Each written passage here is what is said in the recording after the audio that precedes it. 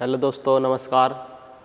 एक बार फिर आपका स्वागत है अपने यूट्यूब चैनल SK स्टडी वाला में। मैं S स्क्वायर आपको जो संविधान की क्लासें करा रहा हूँ उसमें आपने देखा होगा कि हम अब तक राष्ट्रपति और उपराष्ट्रपति के बारे में बात हो चुकी है, जो भाग 5 की बात चल रही थी। आज हम बात करेंगे मंत्रिपरिषद के बारे में, जिसमें हमारे दो आर्टिकल आते हैं, आर्टिकल 74 और 75, जो मंत्रिपरिषद से संबंधित हैं। तो जो हमारी पिछली क्लास हैं आप उनको देख सकते हैं और रिवाइज कर सकते हैं अपना। उसमें आपको बहुत अच्छे तरीके से बताया गया है भारतीय संविधान के बारे में। जो हमारी क्लासें चल रही हैं, ज़्यादा टाइम ना लेते हुए और हम क्लासों को जल्दी ही आप तक जो अच्छी बातें हैं वो पहुंचा रहे हैं। तो हमारे चैनल से जुड़े रहिए और क्लासें देखते रहिए। तो ज़्यादा टाइम न लेते हुए आज की क्लास शुरू करते हैं। जो मंत्रिपरिषद है, जो हमारी आज की क्लास है मंत्रिपरिषद, मंत्रिपरिषद जो इसका उल्लेख है अनुच्छेद 74 में 75, जो आर्टिकल है मंत्रिपरिषद के वो दो आर्टिकल आते हैं, आर्टिकल 74 व 75। इसमें जो हमारा आर्टिकल 74 है 74, इसमें क्या कहा है कि राष्ट्रपति को सलाह व सहायता देने के लिए एक मंत्रिपरिषद होगी। जो आर्टिकल 74 है उसमें बताया गया है कि जो हमारे राष्ट्रपति होते हैं उनको सलाह व उनकी सहायता के लिए एक मंत्रिपरिषद होगी, जिसका अध्यक्ष, जिसका प्रधानमंत्री होगा। तो राष्ट्रपति को सलाह व सहायता देने के लिए एक मंत्रिपरिषद होगी और मंत्रियों की जो अधिकतम संख्या हो सकती है, जो मंत्रिपरिषद होती है उसमें जो मंत्रियों की अधिकतम संख्या हो सकती है, वो मंत्रियों की अधिकतम संख्या लोकसभा का 15%, लोकसभा का 15% लोकसभा का जो अधिकतम मंत्रियों की संख्या हो सकती है। बात करें कि मंत्रिपरिषद का मुखिया, जो मंत्रिपरिषद का हेड होता वो होता प्रधानमंत्री। मंत्रिपरिषद का मुखिया प्रधानमंत्री होता। बात करते हैं कि मंत्रिपरिषद में कितने प्रकार के मंत्री होते हैं, कैसे मंत्री होते हैं मंत्रिपरिषद में। तो मंत्रिपरिषद में बात करें तो मंत्रिपरिषद में पहले मंत्री होते हैं कैबिनेट स्तर के मंत्री। जो कैबिनेट स्तर के मंत्री होते हैं, जो मंत्रिमंडल में शामिल होते हैं। दूसरे मंत्री होते हैं हमारे राज्य मंत्री, जो एक होते हैं राज्य मंत्री। जो कैबिनेट मंत्री होते हैं उनसे निचले स्तर के जो मंत्री होते हैं राज्य मंत्री होते हैं। और एक मंत्री होते हैं हमारे स्वतंत्र प्रभार, स्वतंत्र प्रभार या हम इनको बोल सकते हैं उप मंत्री। तो इस तरह से हमारे 3 प्रकार के मंत्री होते हैं। बात करते हैं आर्टिकल 75 के बारे में, जो हमारा अनुच्छेद 75 है उसके बारे में बात करते हैं। उसमें कहा गया है कि प्रधानमंत्री व अन्य मंत्रियों के संबंध में उपबंध, जो हमारे प्रधानमंत्री हैं और जो हमारे अन्य मंत्री हैं उनके संबंध में कुछ उपबंध हैं, कुछ नियम हैं। तो जो बात करते हैं प्रधानमंत्री की पहले, तो प्रधानमंत्री की नियुक्ति कौन करता? प्रधानमंत्री की नियुक्ति करता राष्ट्रपति। प्रधानमंत्री की नियुक्ति किसके द्वारा होती है? राष्ट्रपति के द्वारा। और प्रधानमंत्री की नियुक्ति राष्ट्रपति द्वारा हो गई। अब प्रधानमंत्री को शपथ कौन दिलाएगा? तो शपथ भी राष्ट्रपति दिलाते हैं।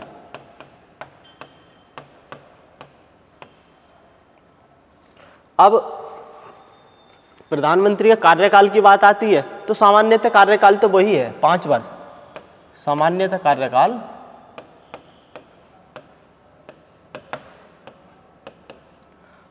जो कार्यकाल है प्रधानमंत्री का वो भी 5 वर्ष है। सरकार का मुखिया है शासनाध्यक्ष, जो हमारे यहाँ पर शासन करते हैं। और जो सरकार के मुखिया होते हैं, हेड होते हैं, वो भी प्रधानमंत्री ही होते हैं।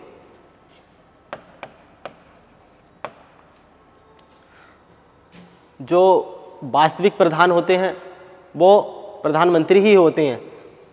तो बात हो गई, बात करते हैं आगे जो हमारे पहले प्रधानमंत्री थे। पहले प्रधानमंत्री के बारे में बात करते हैं। जवाहरलाल नेहरू जो हमारे पहले प्रधानमंत्री थे, तो उनका कार्यकाल था 1947 से लेकर 1964 तक। ये अंतरिम सरकार में भी प्रधानमंत्री थे और जो भारत की पहली स्वतंत्र भारत की पहली सरकार बनी थी उसमें भी ये PM बने थे। तो इनका जो कार्यकाल है 1947 से लेकर 1964 तक। सबसे लंबा कार्यकाल देखे जाएं प्रधानमंत्री की दृष्टि से तो वो जवाहरलाल नेहरू का ही है। दूसरे हमारे प्रधानमंत्री थे लाल बहादुर शास्त्री। जो हमारे दूसरे प्रधानमंत्री थे लाल बहादुर शास्त्री, इनका कार्यकाल था 1964 से लेकर 1966 तक। एक दुखद घटना हुई थी जो ताशकंद में समझौता हुआ था, उसमें इनकी डेथ हो गई थी 1966 में। 11 जनवरी का टाइम था, 1966 में लाल बहादुर शास्त्री की मृत्यु हो गई थी। उनके बाद जो प्रधानमंत्री बनी थी इंदिरा गांधी, उनका कार्यकाल है 1966 से 1977 तक। इंदिरा गांधी का कार्यकाल है 1966 से 1977 तक, और ये भारत की प्रथम महिला प्रधानमंत्री थी।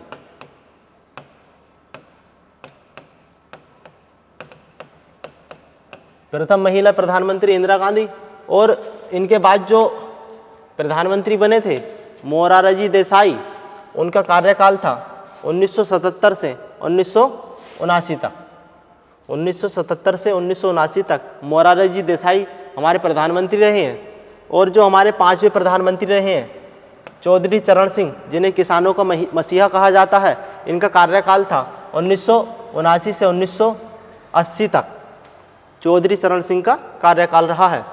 हमारे छठे नंबर पर फिर प्रधानमंत्री बनी इंदिरा गांधी, और इनका जो इस बार कार्यकाल था 1980 से और 31/10/1984 तक। 31/10/1984 तक। और जो 1984 में इनकी हत्या हो गई थी इंदिरा गांधी की, उसके बाद जो हमारे पीएम बने थे प्रधानमंत्री, वो बने थे राजीव गांधी। राजीव गांधी प्रधानमंत्री बने थे और इनका कार्यकाल था 1984 से 1989 तक। 1984 से 1989 तक राजीव गांधी प्रधानमंत्री बने थे। 8वें नंबर की बात करें जो हमारे प्रधानमंत्री बने हैं विश्वनाथ प्रताप सिंह। विश्वनाथ प्रताप सिंह जो 8वें नंबर के हमारे प्रधानमंत्री बने हैं, उनका कार्यकाल है 1989 से लेकर 1990 तक। जो हमारे 9वें नंबर के प्रधानमंत्री बने हैं चंद्रशेखर सिंह, और इनका कार्यकाल है 1990 से 1991 तक। चंद्रशेखर सिंह का इनका कार्यकाल रहा। आगे बात करते हैं जो हमारे 10वें नंबर के प्रधानमंत्री थे पीवी नरसिम्हा राव, जो 10वें नंबर के पीएम रहे हैं हमारे 1991 से 1996 तक। इनका कार्यकाल 1991 से 1996 तक। 11वें नंबर के हमारे प्रधानमंत्री बने हैं अटल बिहारी वाजपेयी। बहुत बड़ा नाम है ये, प्रश्न पूछे जाते हैं, सवाल में प्रश्न पूछे जाते हैं एग्जाम में यहाँ से इनके द्वारा। अटल बिहारी वाजपेयी से बहुत प्रश्न आते हैं। तो इनका जो कार्यकाल रहा है पहली बार वो 16/5/1996 से 1/6/1996 तक। 12वें नंबर पे जो प्रधानमंत्री बने थे HD देवगौड़ा, उनका कार्यकाल है 1/6/1996 से 21/4/1997 तक। उसके बाद जो हमारे 13वें नंबर के प्रधानमंत्री बने थे IK गुजराल, जो IK गुजराल 13वें नंबर के प्रधानमंत्री बने थे। इनका कार्यकाल था 21/4/1997 से और 18/3/1998 तक। IK गुजराल का कार्यकाल रहा है। और जो हमारे 14वें नंबर के पीएम बने थे अटल बिहारी वाजपेयी, इनका कार्यकाल रहा था 19/3/1998 से और 13/10/1999 तक। 19/3/1998 से और 13/10/1999 तक इनका कार्यकाल रहा है। और दूसरा कार्यकाल फिर इनका रहा है 13/10/1999 से 21/5/2004 तक। 21/5/2004 तक फिर इनका कार्यकाल रहा है। उसके बाद जो हमारे प्रधानमंत्री बने हैं यूपीए की गवर्नमेंट आई इस बार, और डॉक्टर मनमोहन सिंह प्रधानमंत्री बने। और इस बार इनके 2 कार्यकाल थे, 2004 से 2014 तक मनमोहन सिंह प्रधानमंत्री रहे हैं। और उसके बाद जो हमारे 16वें नंबर के प्रधानमंत्री हैं नरेंद्र मोदी, 2014 से दूसरा कार्यकाल चल रहा है इनका, 2 बार वर्तमान में प्रधानमंत्री हैं। दूसरा कार्यकाल है नरेंद्र मोदी का। बात करते हैं हमारे पहले प्रधानमंत्री के बारे में, जवाहरलाल नेहरू के बारे में बात करते हैं थोड़ी सी, क्योंकि प्रश्न पूछे जाते हैं एग्जाम में यहाँ से। तो इनका जन्म हुआ था 14 नवंबर 1889 को और आनंद भवन इलाहाबाद।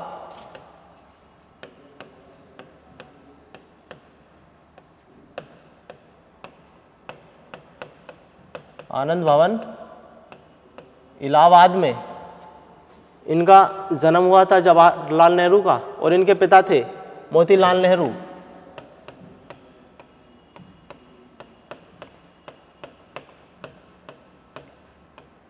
मोतीलाल नेहरू इनके पिता थे।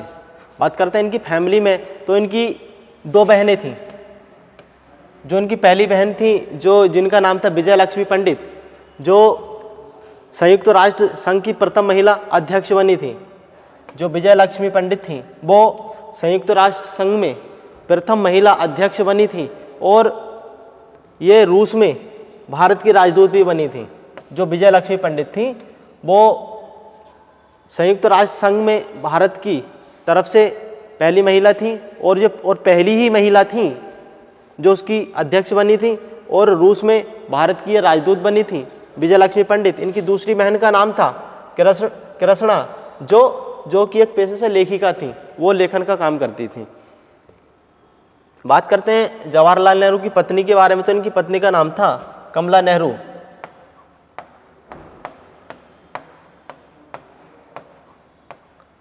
कमला नेहरू इनकी पत्नी थी, और जो इनकी पुत्री थी इंदिरा गांधी,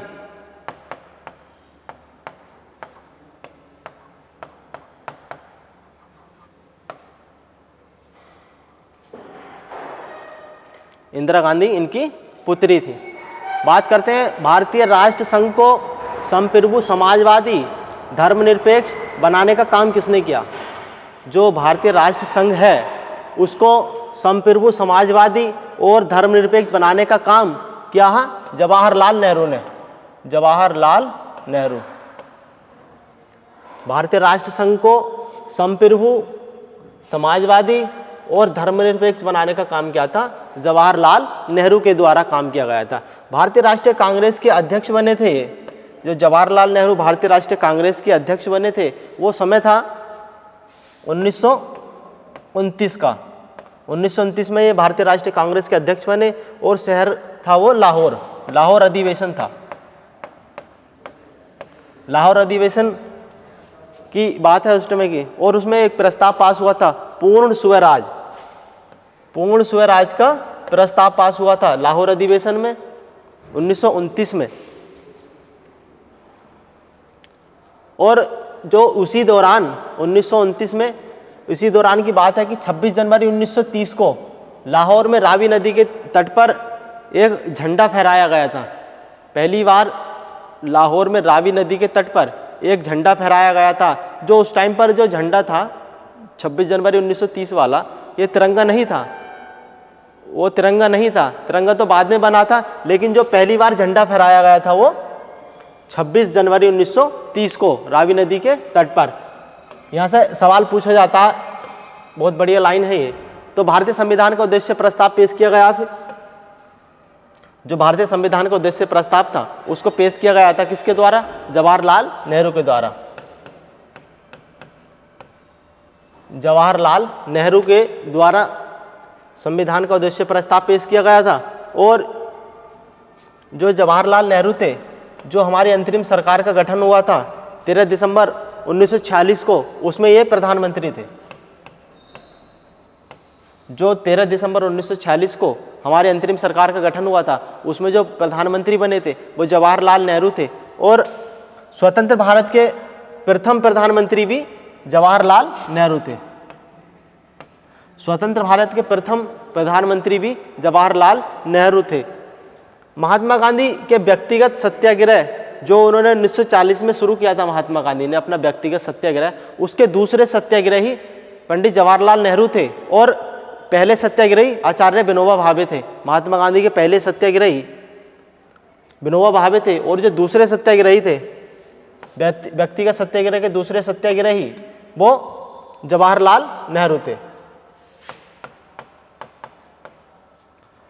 जो 1961 में गुटनिरपेक्ष बना था, जो 1961 में गुटनिरपेक्ष बना था, उसमें जो प्रयास किया था उसको बनाने में सबसे ज़्यादा जो योगदान था उसमें जवाहरलाल नेहरू का था। जवाहरलाल नेहरू का उसमें बहुत बड़ा योगदान था। और 1962 में जो भारत चीन युद्ध हुआ था, उस टाइम की बात करें, जो 1962 में भारत चीन युद्ध हुआ था, तो प्रधानमंत्री कौन थे हमारे? जवाहरलाल नेहरू।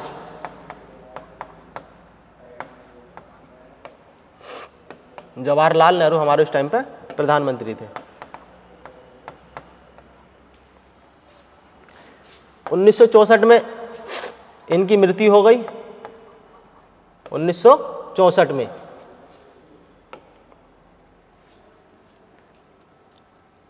इनको बात करें, पुरस्कार मिला है 1955 में एक, उस पुरस्कार का नाम है भारत रत्न।